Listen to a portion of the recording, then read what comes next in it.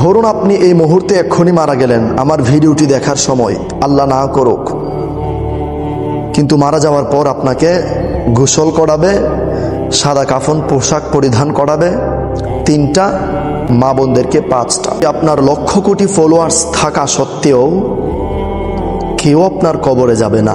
আপনাকে ইন্তেকালের 12 ঘন্টা পর অথবা 24 ঘন্টা পর দাফন দিয়ে দেবে। আপনার সব কিছু বন্ধ। আপনি তো মৃত্যুর জন্য প্রস্তুত ছিলেন না। আপনার ধারণা ছিল আরো কিছুদিন বাঁচব, তাওবা করব, তারপর মারা যাব তাওবা করে। কিন্তু দেখেন, আপনি তাওবা করার আগে আপনার মৃত্যু হয়ে গেল। যেভাবে ভূমিকম্প হয়েছিল, ঠিক হুট করে, কেউ বলতে পারে না, কেউ জানে না, কেউ প্রস্তুত নয়, ঠিক এভাবেই কিন্তু হুট করে আপনার মৃত্যুটা হয়ে যাবে, আমার মৃত্যুটা হয়ে যাবে।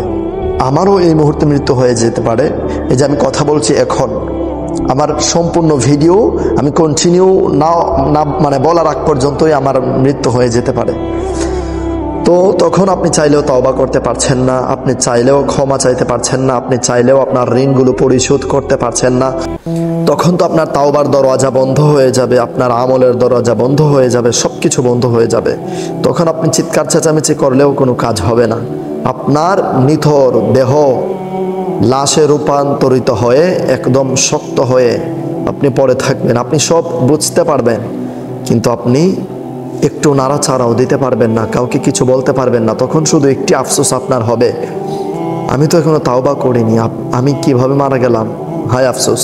প্রথমে আপনি এটাকে স্বপ্ন মনে করবেন যে আমি স্বপ্ন দেখছি, কিন্তু যখন এই স্বপ্ন আর কখনোই ভাঙবে না, যখন কবরে রেখে সবাই চলে আসবে, নোমান নামক একজন ফেরেশতা আপনার কবরে এসে আপনাকে উঠিয়ে বসিয়ে রাখবে, এবং এরপর 2জন ফেরেশতা আসবে, মুনকার নাকির। এই 2জন ফেরেশতা আসার পর তারপর আপনার খেয়াল হবে, হায় আফসোস, আমি তো কবরে চলে আসছি, আমি তো কবরে, সত্যি আমি মারা গেছি।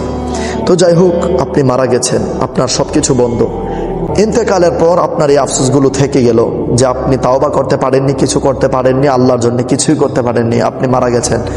নাফরমানি করার কারণে আপনি জাহান্নামী হয়ে যাবেন আজীবন, কিয়ামতের আগ পর্যন্ত জাহান্নামী আপনি, আয় আফসোস। কিয়ামত হওয়ার পরেও জাহান্নামী, যার কোনো শেষ নেই।